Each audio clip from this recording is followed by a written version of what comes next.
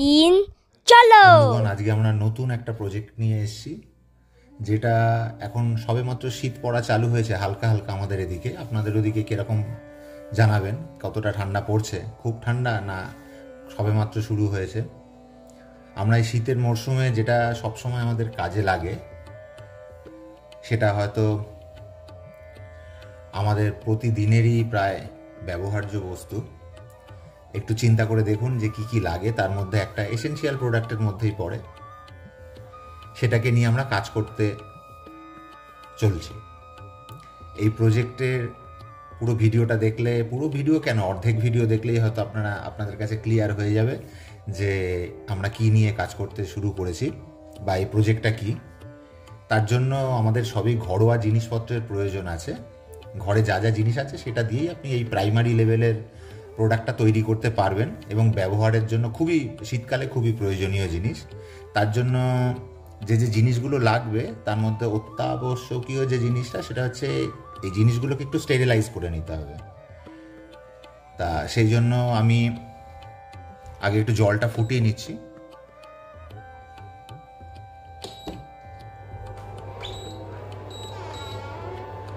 আপনারা থাকুন আমাদের সাথে এবং দেখুন আমরা আস্তে আস্তে কি কি করতে চাইছি। জলটা হালকা গরম হয়ে এসছে, আমি একটা একটা করে জিনিসপত্রগুলো এর মধ্যে দিচ্ছি।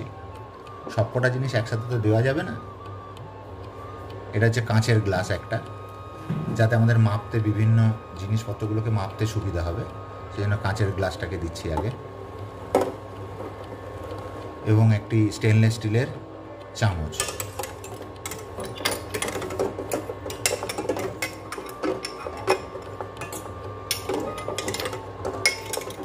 জলটা ফোটা অবধি এর মধ্যে থাকবে এগুলো, যাতে এটা স্টেরিলাইজ হয়।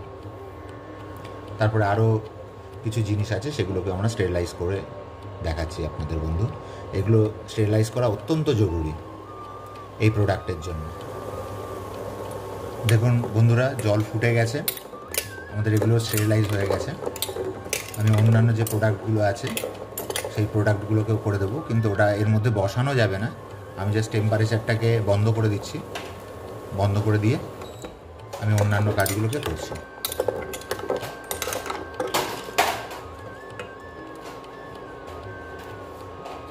আমাদের চামচ আর কাচের বস্তুটা স্টেরিলাইজ হয়ে গেছে। এখন যেটা দরকার, মিক্সি। এই মিক্সি বোলটা দরকার, এটাকে আমরা স্টেরিলাইজ করে নিচ্ছি।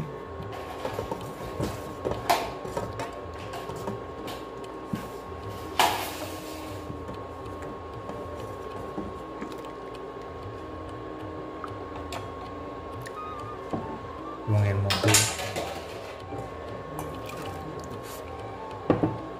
খুবই গরম, ধরা যাচ্ছে না, এটাকে দিয়ে আমরা স্টেরিলাইজ করে নিচ্ছি।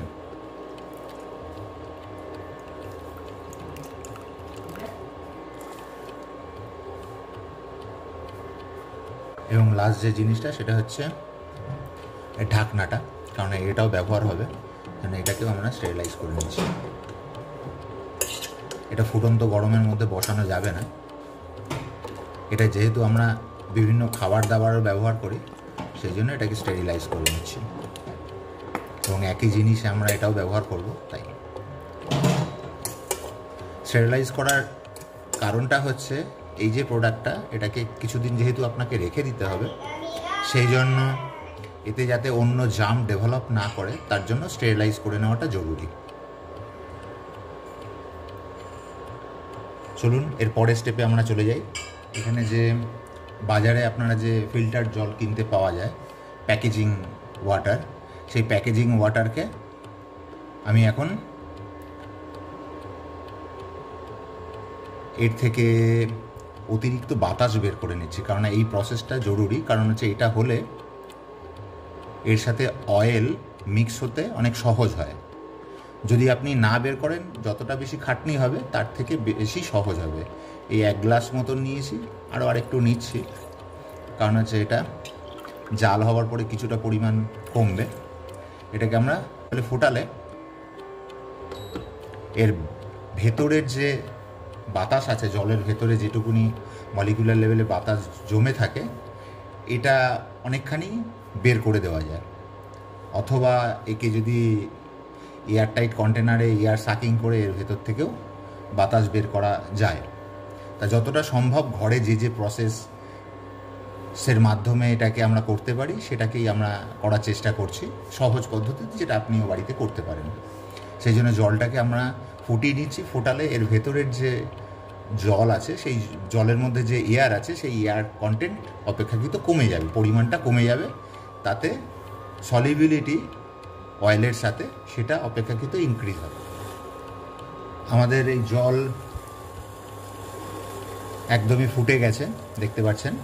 আমরা এটাকে এখন নামিয়ে দিচ্ছি।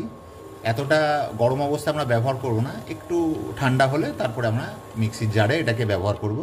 পরপর যেটা যে যে ইনগ্রেডিয়েন্ট লাগবে আমি পরপর দেখাচ্ছি। আপনারা পুরো ভিডিওটাকে ভালো করে দেখুন, তাহলেই বুঝতে পারবেন যে কী জিনিস তৈরি হতে চলেছে। আপনারাও একটুখানি ইমাজিনেশান করুন যে আমরা কি করতে চলেছি। কিছুক্ষণের মধ্যে আপনাদের কাছে তো এটা ক্লিয়ার হয়ে যাবেই, তারপরেও মেসেজে লিখুন, দেখি আপনাদের মধ্যে কি চিন্তা ভাবনা আসছে এই পদ্ধতির মাধ্যমে। বন্ধুরা, আমরা দ্বিতীয় স্টেপে চলে এসেছি। এই প্রোডাক্টের যে জলটা আমরা গরম করলাম, সেই জলটা কমে গিয়ে দেখুন 1 গ্লাসের থেকে একটু কম হয়েছে, মানে রিং বরাবর আছে জলটা। এটাকে ঢেলে নিলাম। এবার এর মধ্যে আমরা ঠিক এর অর্ধেক পরিমাণ তেল আস্তে আস্তে করে দিয়ে এটাকে মিক্স করব। কারণ হচ্ছে একবারে দিলে এটা মিক্স হতে অসুবিধা হতে পারে, সেই জন্য অল্প অল্প করে দিয়ে তেল দিয়ে এটাকে ব্লেন্ড করতে থাকবো। যেহেতু জলটা গরম আছে, সেহেতু এটা অপেক্ষাকৃত তাড়াতাড়িভাবে গুলতে সহযোগিতা করবে। আমরা তেলটা ঢেলে নিচ্ছি বন্ধু। আগে আমাদের এখানে বন্ধু হালকা ঠান্ডা পড়ে গেছে, সেই জন্য তেলটা একটু একদম পাতলা থেকে একটু ঘন হতে শুরু করেছে। যে দেখুন বন্ধু,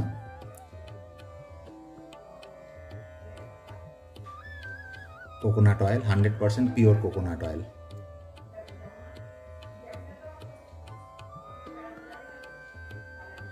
এটাকেই আমি ব্যবহার করছি। আমি স্টেরিলাইজ করা কাপে ঢেলে নিয়েছি। আমরা এখন সেটাকে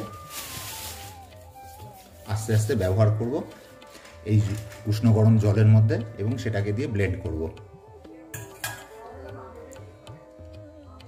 দেখুন, অর্ধেকটা মতন তেল নিয়েছি। এই অর্ধেকেরও অর্ধেক পরিমাণ তেল আমি আগে প্রথমে ঢেলে নিচ্ছি, এরপরে ব্লেন্ড করে নিচ্ছি।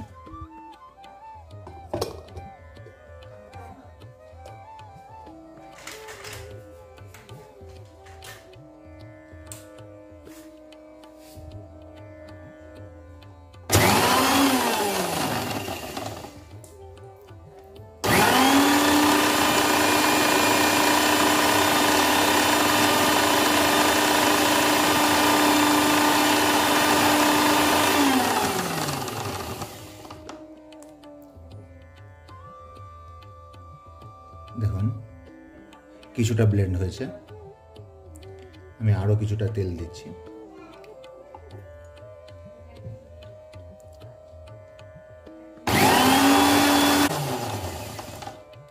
এবার দেখি কিরকম হয়েছে। দেখুন অপেক্ষাকৃত আরো ঘন হয়েছে। এরপর আমি পুরো তেলটাই ঢেলে দিচ্ছি।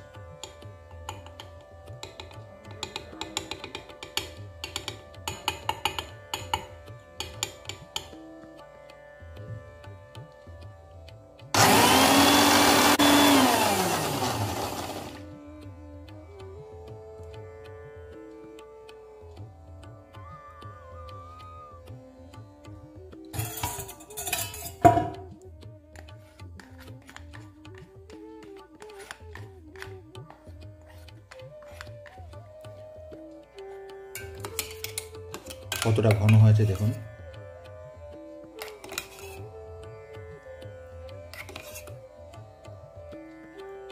দেখতে পাচ্ছেন, এটা তেলের পরিমাণ যতটা বেশি দেওয়া হবে এর ঘনত্ব তত বাড়বে। আমি আরেকটু ব্লেন্ড করে নিচ্ছি। এটা আরো সুন্দর জমে যদি এর মধ্যে মাস্টার্ড দেওয়া হয়, কিন্তু মাস্টার্ড অনেকে তো পছন্দ করেন না। যদিও সর্ষের তেল আমাদের শরীরের পক্ষে অত্যন্ত ভালো, স্কিনের জন্য খুব ভালো, স্কিন বিভিন্ন ইনফেকশনের হাত থেকেও মাস্টার্ড অয়েল কাজ করে। এটা দেখুন একটা অস্বচ্ছ পরিমাণ তৈরি হয়েছে, এবং এটাকে আরও ভালো মতন করতে গেলে এটার সাথে একটুখানি সর্ষের তেল আমরা অ্যাড করছি। দেখি এর ফলাফলটা কীরকম আসে। এবং এর যে গন্ধটা সেটা নারকেল তেলের গন্ধ রয়েছে। আপনারা যদি চান যে এর গন্ধটাকে চেঞ্জ করতে, তাহলে যে কোনো ফ্লেভার মেশাতে পারেন। পারফিউম, যেগুলো ন্যাচারাল পারফিউম বাজারে পাওয়া যায়, ল্যাভেন্ডার ব্যবহার করতে পারেন, কিংবা গোলাপ জল যেটা পাওয়া যায়, যেটা প্রত্যেকের বাড়িতেই থাকে, আপনারা সেটাকেও ব্যবহার করতে পারেন। তাতে এর যে তেলের যে গন্ধটা, সেই তেলের গন্ধটা একটু পরিবর্তিত হয়। আমরা গোলাপ জল আমাদের কাছেই আছে, সেই গোলাপ জলটা অল্প পরিমাণ ব্যবহার করব। আগে আমরা একটু সর্ষের তেল ব্যবহার করে দিচ্ছি, অল্প একটু, এক্সপেরিমেন্টাল পারপাস, দেখা যাক কি হয়। এবার এর মধ্যে আমরা তেল ব্যবহার করছি। এই তেলটা সর্ষের তেল, খাবারই সর্ষের তেল। এই খাবার সর্ষের তেল, আগে যে তেলটা ব্যবহার করেছি তার প্রায় 4 ভাগের 1 ভাগ এই তেলটা আমরা ব্যবহার করছি। দেখুন,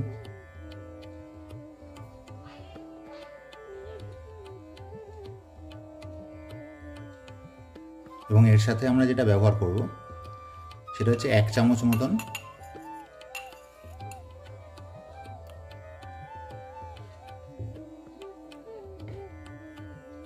গোলাপ জল। এই কাপের মধ্যে আমি ঢেলে নিচ্ছি। কাপের মধ্যে ঢাললে আমার যে তেলটা রয়েছে কাপে, সেটা একবারে ধুয়ে চলে আসবে। এটা বড় চামচের 1 চামচ।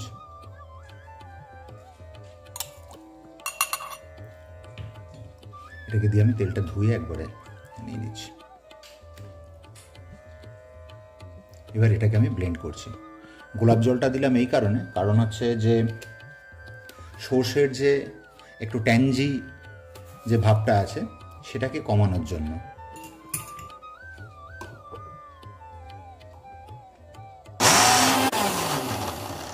দেখে নিই কি পজিশন এসছে। দেখুন, আগে যেটা অর্ধ স্বচ্ছ ছিল, এখন এটা কিছুটা ইউলি স্টোন নিয়েছে, ক্রিমের মতন কালার নিয়ে নিয়েছে, এবং কনসিস্টেন্সিটা অপেক্ষাকৃত অনেক গাঢ় হয়েছে, দেখতে পাচ্ছেন। আমি এটাকে আরেকটু ব্লেন্ড করে নিচ্ছি।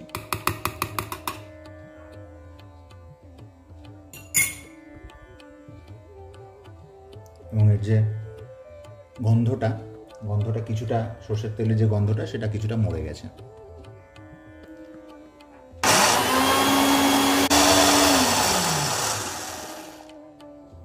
দেখি এখন কি পজিশনে রয়েছে। এখনো অপেক্ষাকৃত ক্রিম কালারের মতনই রয়েছে।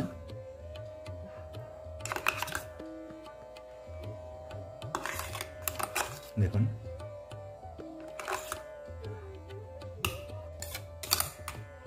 এটাকে আমরা আরেকটু ব্লেন্ড করে নিই, তাহলেই হয়ে যাবে কমপ্লিট।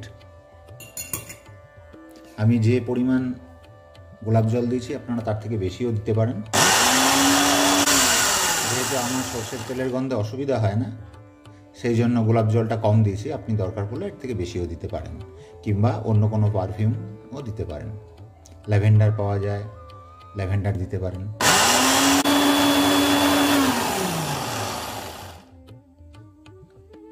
দেখি এখনকার পজিশন কি। অপেক্ষাকৃত গাঢ়ত্ব বেড়েছে।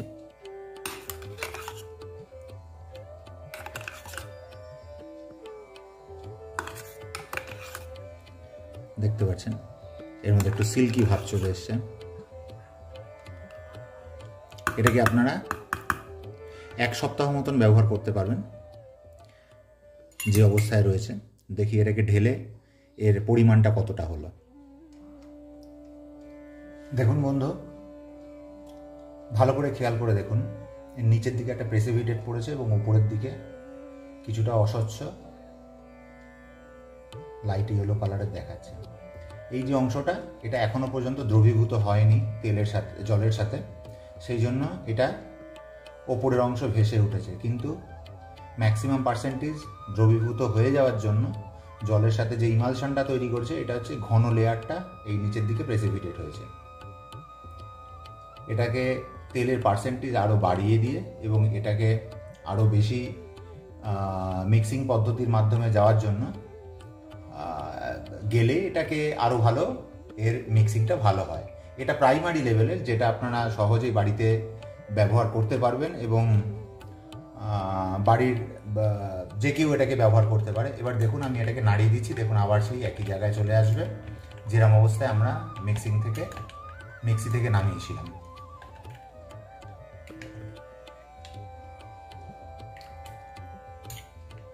এটাকে আপনারা যদি রেফ্রিজারেট করেন তাহলে এটা জমে যাবে।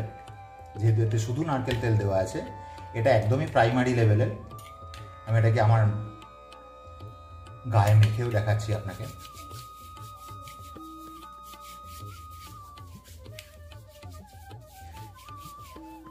গন্ধটাকে যেহেতু আমি এই ডিজিটাল মাধ্যমে শেয়ার করতে পারছি না, তার জন্য আপনাকে গন্ধটাও বোঝাতে পারছি না। আমি নিজে যেটুকুনি পাচ্ছি সেটাকেই আপনাকে আওয়াজ দিচ্ছি। এখন গায়ের সাথে মিলে যাবে, একদম মিলে যাবে।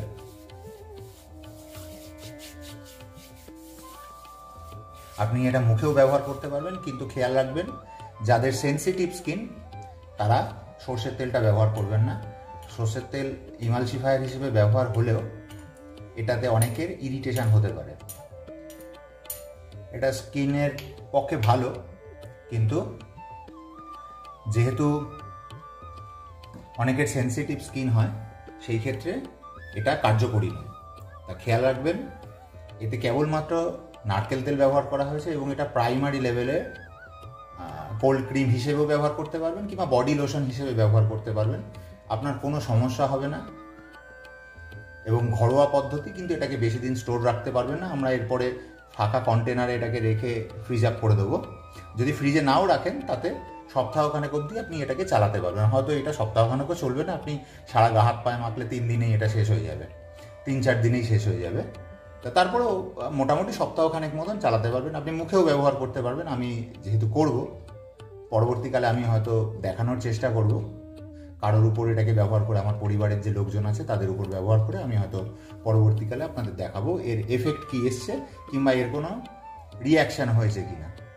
আর এরপরে আমরা অ্যাডভান্স লেভেলের নিয়ে আসবো, একদম দোকানের মতন, যাতে অনেক বেশি পরিমাণ ইনগ্রেডিয়েন্ট ব্যবহার হবে এবং আরও অনেক বেশি মার্কেটের মতন স্টেবল ময়েশ্চারাইজার আপনি দেখতে পাবেন, যাতে এতে কোনো প্রিজারভেটিভ ব্যবহার করা নেই।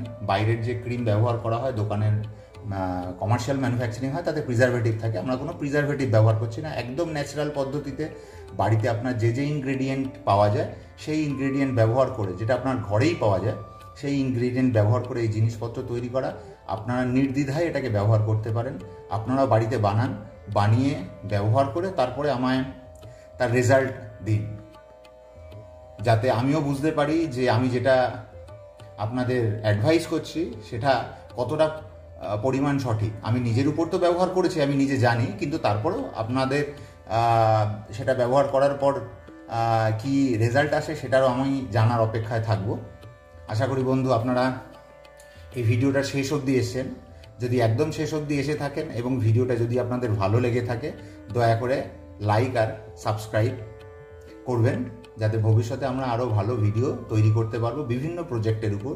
এই চ্যানেলে বিভিন্ন সাবজেক্টের উপর আমরা কাজ করি, যা মনে চায় তাই। আমাদের চ্যানেলের নামও তাই, ইচ্ছে ডানা মেলে।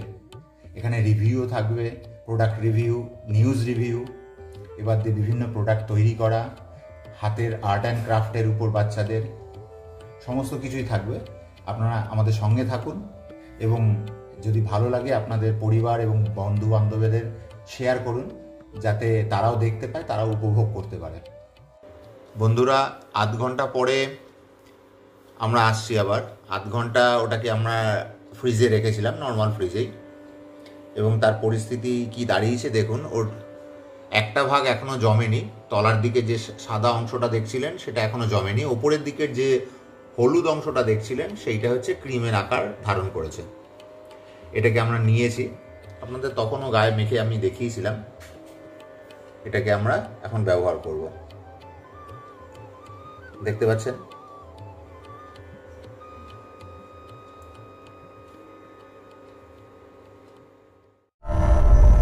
যদি আপনাদের ভিডিওটা ভালো লাগে, please like and subscribe us.